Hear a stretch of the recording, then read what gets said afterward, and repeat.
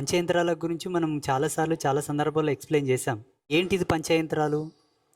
ఇప్పుడు నేను చిన్నప్పుడు కూడా విన్నా, నేను చాలామంది చెప్పంగా కూడా విన్నా. చాలామంది మోటోళ్ళు నిమ్మకాయలు తెస్తారు, సామికి మంతరిచి అని. అంటే ఆల్రెడీ వాళ్ళు వేరేతోనికి అక్కడనో నిమ్మకాయలు తెచ్చుకొని మూల మూల పూంచుకుంటారు. ఇండ్లుల్లా పచ్చిటెంకాయల మీద మంత్రాలు రాసుకొచ్చి పూంచుకుంటారు. కొంతమంది మట్టి ముంతలు, రాగి మిల్లులు తెచ్చి దాంట్లో అవి దినుసులు వేసుకొని కొన్ని యంత్రాలు అవి రాపి దాంట్లో వేసి మూతలు పెట్టేసి మూల మూలకు పూడ్చిపెట్టుకుంటారు. ఇంటికి బందోబస్తు అంటారు దాన్ని, ఇంటికి కట్టుబంధం అంటారు. ఏ దుష్టశక్తులు ప్రవేశించకుండా, ఎవడేమైనా ఏమని చేసినా కూడా ఇంటికి ఏం కాకుండా చేసుకుంటారు. మనం ఏం చేసినాం? మనకు యంత్ర విజ్ఞానం ఉంది, యంత్ర శాస్త్రమే ఉంది. మనకు అనేక యంత్రాలు ఉన్నాయి మన హిందూయిజం లోపల, హిందూ ధర్మం లోపల.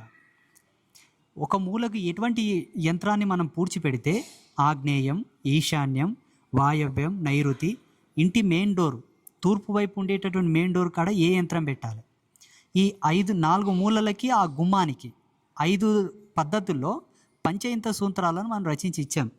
వాస్తు, కుబేర, కూర్మ, అష్టలక్ష్మి, ఇంకోటి ఇస్తావు కదా నీవు, మత్స్య యంత్రం. 5 యంత్రాలు మనం ఇస్తాం. ఒక్కొక్క యంత్రం ఏ మూలకు పెట్టాలి, ఏ దిశలో పెట్టాలో కూడా ఎక్స్ప్లెయిన్ చేసి మనం ఇస్తాం. యంత్రం పెట్టేటప్పుడు కూడా ఏమేమి వేయాలో కూడా మనం ఎక్స్ప్లెయిన్ చేస్తాం. యంత్రం కన్నా ముందు మూలలో గుంత తోవి, పుట్టమన్నేసి, ఇంత ఆవు పెండ వేసి, గోమూత్రం వేసి, ఓ ముత్యం, పగడము, ఎండి సూరు, 1 రూపాయి చెక్కేసి, నవధాన్యాలు, పసుపు, కుంకుమ, గంధం వేసి దాని మీద యంత్రం పెట్టి సిమెంట్తోనో పూడ్చమని చెప్తాం. నువ్వు 1000 ఏళ్ళు అయిన తర్వాతనే తోగిసుడు ఆ యంత్రం అక్కడ ఉండకపోతే నాతో మాట్లాడు. ఒక దేవత విగ్రహం ఎట్లా స్థాపన చేసడానికి ఏ పద్ధతిని అయితే మనం వాడతాం ఆగమం ప్రకారంగా, ఇంట్లో మూలకు పెట్టి యంత్రాలు కూడా అలే పెట్టుకోమని చెప్తాం మనం. టైల్స్ ఖరాబ్ అయితే ఏం పాడుగాల, ఈ టెక్నాలజీ జనరేషన్లో టైల్స్ పాడవుతావని ఫీల్ అవుతావా? మంచిగా గ్రైండర్ మిషన్ తీసుకొచ్చి ఆడికి షేప్ ప్రకారంగా కట్ చేసి మళ్ళీ అది పెట్టిన తర్వాత కరెక్ట్ ఫిట్ చేసుకోవచ్చు. ఇంత టెక్నాలజీ ఈ కాలంలో నువ్వు ఫెవికిక్ తెచ్చి కూడా అతికి పెట్టుకోవచ్చు. నీ టైల్స్ కాల జీవితాలే పగిలిపోతాయి, టైల్స్ కంగలారుస్తావేమి నీవు.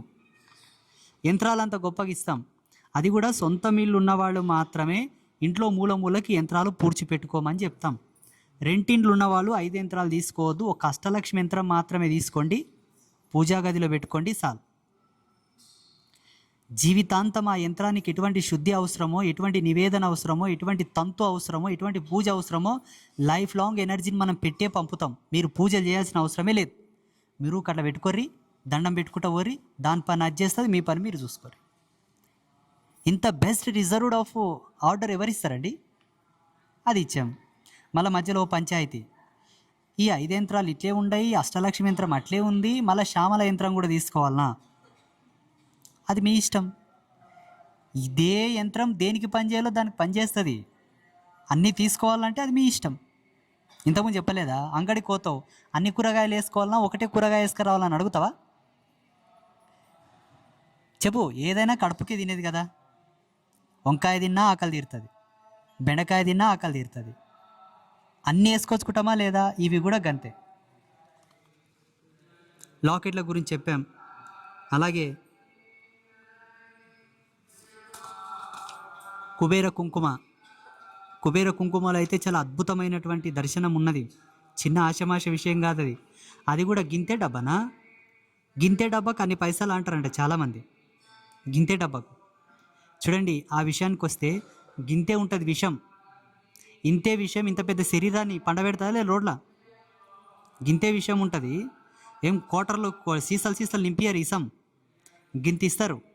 ఆ గింత ఇసము ఇంత పెద్ద మనిషిని వండబెడుతుంది.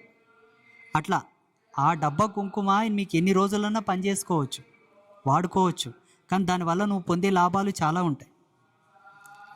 కుబేర కుంకుమ, శ్యామల లాకెట్టు, మంత్రాక్షితలు, ఇవన్నీ చాలా అద్భుతమైనటువంటివండి.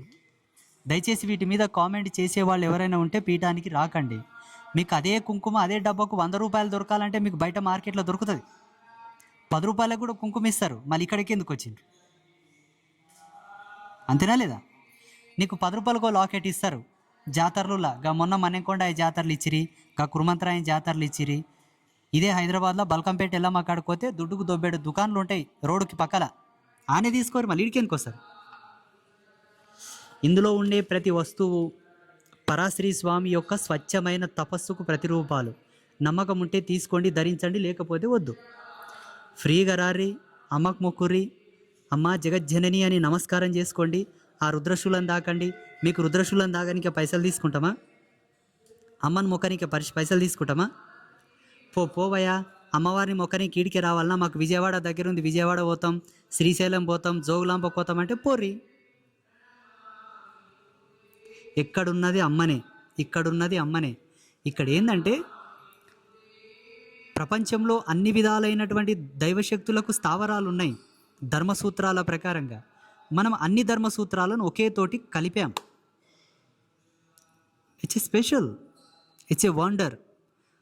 ఈ ప్రత్యేకతను చూడాలనుకుంటేనే రావాలి, ఆ ప్రత్యేకతను ఆస్వాదించాలనుకుంటేనే రావాలి,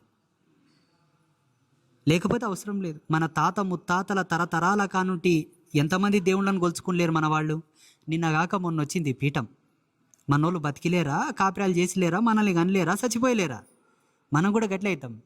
but it's a special and different temple in the world, our Hindu ధర్మ.